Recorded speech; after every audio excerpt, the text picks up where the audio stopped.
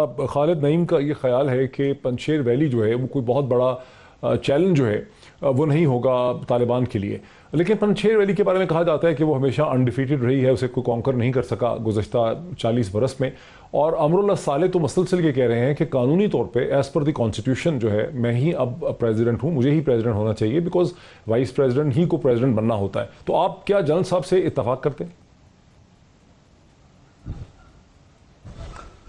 دیکھیے، جہاں تک امر اللہ صالح صاحب کی بات ہے یا اشرف غنی صاحب کی بات ہے، وہ بلکہ میرا خیال ہے امریکن وزیر دفاع نے بھی کہہ دیا ہے اشرف غنی صاحب کے حوالے سے کہ ان کا اب افغان سیاست کے ساتھ کوئی تعلق نہیں ہے، اور امر اللہ صالح صاحب وہ کوشش کریں گے جہاں کی وہ خدمت کرتے تھے جس ملک کی، وہ ملک شاید انہیں دوبارہ سپورٹ کرنے کی کوشش کرے گا تاکہ وہ اسپوائلر کا کردار ادا کر سکے۔ لیکن جہاں تک پنشیر وغیرہ کی بات ہے، قندوز، تخار، ہمیں یہ بات یاد رکھنی چاہیے کہ اگر پنشیر کو پہلے کوئی فتح نہیں کر سکا تو اس کی وجہ Soviet union, central Asian republics تھیں، ازبکستان، تاجکستان۔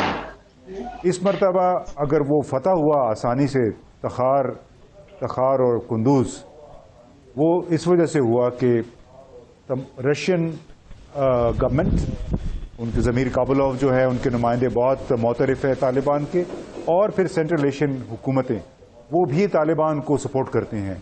لہٰذا جب تک روس اور سینٹرل ایشین ریپبلکس اس علاقے میں ہیں، جو موجودہ حکمران جب بنیں گے طالبان، اگر ان کی حکومت بن جاتی ہے، ان کے لیے اس طرف سے مشکل نہیں ہونے دیں گے۔ تو ہمیں یہ ذہن میں رکھنا ہوگا کہ طالبان اکیلے نہیں ہیں۔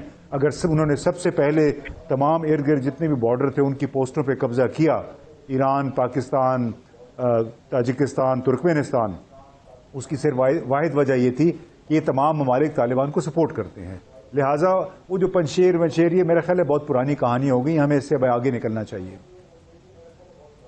اچھا ٹھیک ہے، میں اس سے آگے نکلتا ہوں۔ اویس توحید صاحب، میں آپ کی طرف آتا ہوں۔ آپ نے یا امتیاز گل صاحب نے چند لمحے پہلے پچھلے پارٹ میں یہ کہا کہ بھئی کئی ہفتے لگ جائیں گے ایک انکلوسیو گورنمنٹ کو بنتے ہوئے، لیکن طالبان کو ایک ریکگنیشن چاہیے چین سے، روس سے، پاکستان سے، ایران سے، ویسٹرن کنٹری سے، اور اس کے راستے میں انکلوسیو گورنمنٹ ہے، اور ساتھ ہی ان کو فنڈز چاہیے۔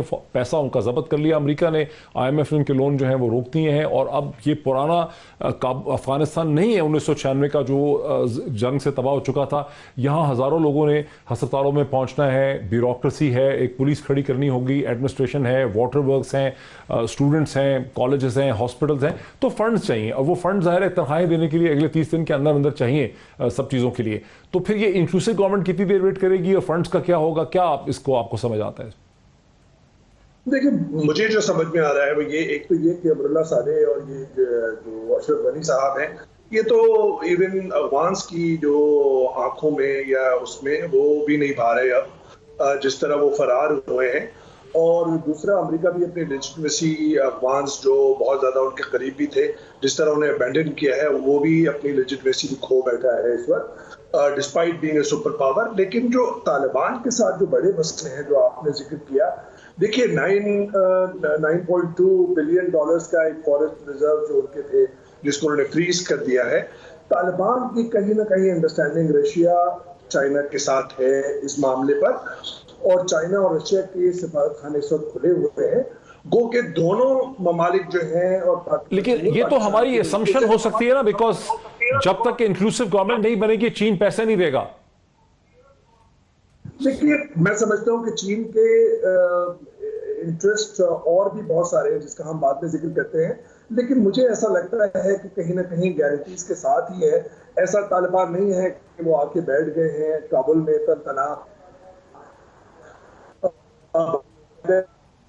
ان کا ڈیلیگیشن کیا ہوا تھا، تو مجھے ایسا لگتا ہے کہ چائنا کے جو وہاں پہ جیو اسٹریٹجک انٹرسٹ ہیں یا رشیا کے جو انٹرسٹ ہے کہ جی ان کی سرحدیں جو ہے وہ کمزور نہ پڑے، ایران کا ڈائی کے ساتھ ہے۔ اب ہم اور آپ جب بات کر رہے ہیں مشرق کے اندر جو انپریسیڈنٹڈ، پہلے ہم نے دیکھا تھا ایران ایک بٹر رائیول تھے افغان طالبان کے، وہ ان کے ساتھ ایک ہمسائے کے طور پر ایک بہت اچھے روابط ہیں، اور میرے خیال میں ہماری آپ کی توقعات سے زیادہ اچھے روابط ہیں۔ تو میں یہ سمجھ رہا ہوں کہ جتنا ٹریڈ روٹس जितने उन्होंने अपने कब्जे में किए हैं और एश्योरेंसेस दी हैं, वो मेरे ख्याल में इतना बड़ा इकोनॉमिक मसला नहीं होगा जितना उनका मसला बड़ा इंक्लूसिव गवर्नमेंट का होगा, जिसका आप जिक्र कर रहे हैं, जो एक साथ जुड़े हुए हैं एक दूसरे के साथ। इंक्लूसिव गवर्नमेंट में मुझे ऐसा लगता है कि इन नजरियात के साथ, इमारत इस्लामी के नजरियात के साथ और इस छतरी तले वही लोग आ सकते हैं, ताजिक, उज़्बेक, जिस तरह पार्लियामेंट के अंदर, ईरान पार्लियामेंट के अंदर सिस्तान के बलोच है, वो वहाँ की काउंसिल जो है वो सिलेक्ट करती है। तो मैं समझता हूँ कि ऐसा नहीं होगा कि उज़्बेक ताजिक जो है वो भेजेंगे अपने नुमाइंदे। तो it's going to be a very tricky next 4-5 weeks. नहीं, आपने सुना, आपने इम्तियाज गुल को सुना कि भाई अब्दुल्ला की तरह की शख्सियत जो है उसका एक रोल होना चाहिए। तो अब आप, और जैसे हमारे रिपोर्टर भी यही कह रहे थे, आप भी यही कह रहे हैं कि वो लोगों के साथ तालिबान की एक सर्टन अंडरस्टैंडिंग होगी, तो फिर अब्दुल्ला जैसी शख्सियात जो कदावर शख्सियात हैं गुज़िश्ता 20 वर्ष की, उनको रोल नहीं मिलेगा इंक्लूसिव गवर्नमेंट?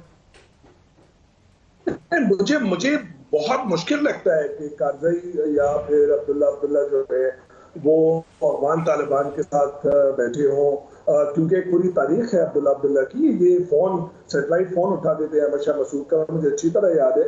मैंने used to work for AP और खुद इम्तियाज साहब डीपीए के अंदर उस वक्त काम करते थे। ये उस वक्त से एंटी तालिबान है, कारज़ई साहब भी एंटी तालिबान रहे। ये तो एक बदलती हुई जो ग्राउंड रियलिटीज है उसके साथ कंप्रोमाइज किया है इन दोनों शख्सियात ने। मुझे ऐसा लगता है कि देखिए, अफगानिस्तान के अंदर एक और चीज नहीं भूलनी चाहिए हमें कि रिट्रीट जब करते हैं वो एक टैक्टिकल रिट्रीट करते हैं कि वो पहाड़ों पे चले जाएंगे, डिसअपीयर हो जाएंगे। तो मुझे ये नहीं लगता कि रशीद दोस्तम के इलाके मजार शरीफ या बल्ख के अंदर कोई रिटेलिएशन नहीं होगी या पंचशीर से कोई मज़ाहमत नहीं होगी। ये सारा डिपेंड करेगा कि जो पड़ोसी ममालिक हैं क्या वो इन जत्थों को या इन ग्रुपों को, इथनिक और सेक्टेरियन जो फॉल्ट लाइंस हैं उसको कहीं एक्सप्लॉइट करते हो। जल साहब की तरफ आने दीजिए। हाँ, जल साहब, आपको क्या लगता है? आपने सुना ओवैस तौहीद को भी, आपने इम्तियाज गुल को भी, आपका क्या ख्याल है? इंक्लूसिव गवर्नमेंट में कदावर शख्सियात नहीं आ सकेंगे अब्दुल्ला की तरह की? जी, उनको असल जी मेरा अपना ये ख्याल ये है, मेरा अपना ख्याल ये है कि तालिबान में इतनी फ्लेक्सिबिलिटी है कि अगर इनके नज़रियात मसख ना किए जाएं और जो इनके जिस तरीके से अपने ये एक ओवरऑल आर्किंग नज़रियाती हुकूमत बनाना चाहते हैं, उसको अगर कोई रजिस्ट ना करे तो बाकी ये जैसे मैंने कहा कि सूबे बहुत हैं, इनके पास देने के लिए बहुत कुछ है। तो ये मुझे तो लग रहा है कि मुमकिन है, मुश्किल, सबसे मुश्किल मरला है यही, इसमें कोई शक व शुबा नहीं है कि ये जो इंक्लूसिव गवर्नमेंट है, क्योंकि दो चीज़ें बहुत इंपॉर्टेंट है, international recognition and internal support. और अफगान तालिबान बिल्कुल उनको इदराक है इस चीज़ का कि इसके बगैर वो आगे नहीं बढ़ पाएंगे। और मेरा जो कुछ अभी तक उन्होंने शो किया है उससे तो मुझे ये अंदाज़ा लगता है कि ये कुछ कॉम्प्रोमाइज़ करेंगे और ज़्यादा मसले को ख़राब नहीं होने देंगे और आहिस्ता आहिस्ता अपनी ग्रिप मजबूत करेंगे with the passage of time. और ये ज़रूर है कि ये हुकूमत चलाएंगे अपनी मर्ज़ी से, क्योंकि इतना लंबा स्ट्रगल और जिन्होंने स्ट्रगल किया है वो लोग भी इनसे ये इनको जवाबदेह भी बनाएंगे। तो ये बिल्कुल इनके बस में नहीं है कि ये जो मर्जी करें। लेकिन जो मैं देख रहा हूँ जिस तरीके से सबके मुल्कों के साथ बना के रखने की कोशिश है अंदर, जैसे ये बातचीत के जरिए ज़्यादातर इलाकों पर ये हावी हुए हैं, ये बना लेंगे इंक्लूसिव गवर्नमेंट। ज़्यादा मसला उसके बाद का है, ये एक छोटा सा कि ये सभी के साथ अगर अच्छे ताल्लुकात रखना चाहते हैं, गुज़िश्ता 24 घंटे में हिंदुस्तानी जो एम्बेसी स्टाफर्स हैं उनको एस्कॉर्ट किया, उनको सिक्योरिटी और प्रोटेक्शन प्रोवाइड की तालिबान ने। हिंदुस्तानी ज़राए दावे करते हैं कि वो तालिबान से मुसलसल इन कांटेक्ट हैं। क्या तालिबान और हिंदुस्तान के ताल्लुकात भी बहुत फ्रेंडली हो पाएंगे? जी हो सकते हैं, क्योंकि उन्होंने कहा है कि जी जितना इंफ्रास्ट्रक्चर आप दरमियान में छोड़ गए वो आके बनाए। लेकिन एक बात यकीनी है कि वो अब हिंदुस्तान को वो स्पेस नहीं देंगे जो कि वो इस्तेमाल करते रहे हैं पाकिस्तान के खिलाफ। इसका हमें काफ़ी यकीन है, क्योंकि बार बार उन्होंने तमाम मुल्कों को ये यकीन दहानी कराई, सिर्फ पाकिस्तान को नहीं। तो इसलिए वो कोई इस्तिस्ना नहीं बना सकते कि जी किसी को वो जगह दे दें किसी को ना दें। तो वो इंटरेस्टेड है इसमें कि इंफ्रास्ट्रक्चर, और आजकल की इकॉनमी आपको पता है कि उसमें ऐसे ऑप्शंस हैं, जैसे जब इंफ्रास्ट्रक्चर भी आप बनाते हैं तो उसमें BOT है, build operate and then transfer. तो ये जो लोग इन्वेस्ट करेंगे उनको रिटर्न मिलना शुरू हो जाएगा। जो यहाँ पर मादनियात हैं उनको जो निकालेंगे लोग उसके लिए इन्वेस्ट करने के लिए तैयार होंगे, क्योंकि جلدی اس کا ریٹرن ملنا شروع ہو جائے گا. تو بہت سارے ایسے منصوبے ہیں افغانستان میں جو کہ جلدی ریٹرن والے ہیں. تو میرا خیال اس میں انویسٹمنٹ میں پرابلم نہیں ہوگا. زیادہ جو گورننس کا سٹرکچر ہے, جو جیسے بیوروکریسی ہوگی جس شکل کی بھی ہوگی, اور جیسے ان کے احکامات کو نیچے گراؤنڈ لیول تک پہنچنا ہے اور اس کا جو فیڈ بیک ہے, یہ جب سٹرکچر یہ بنائیں گے تو that I think that will be demanding. اس میں تھوڑا سا ہو سکتا ہے. تو مجھے تو یہ لگ رہا ہے کہ یہ خطہ جو ہے خوشحالی کی طرف جا رہا ہے, اکنامک ایکٹیویٹی کی طرف جا رہا ہے, اور یہ it is all good that I can see. مثبت ڈیولپمنٹ ایکسپیکٹ کرتے ہیں. میرے ساتھ رہیں امتیاز گل صاحب, آپ نے امراللہ صالح کی طرف اشارہ کرتے ہوئے ایک لفظ استعمال کیا سپوائلر کا. اب سپوائلرز کون ہوں گے یہاں پہ؟ روس چاہتا ہے بہتر ہو حالات, پاکستان, روس, ایران, چین سبھی چاہ رہے ہیں جو نیبرنگ کنٹریز ہیں, سینٹرل ایشین بھی. سپوائلر کون ہوگا؟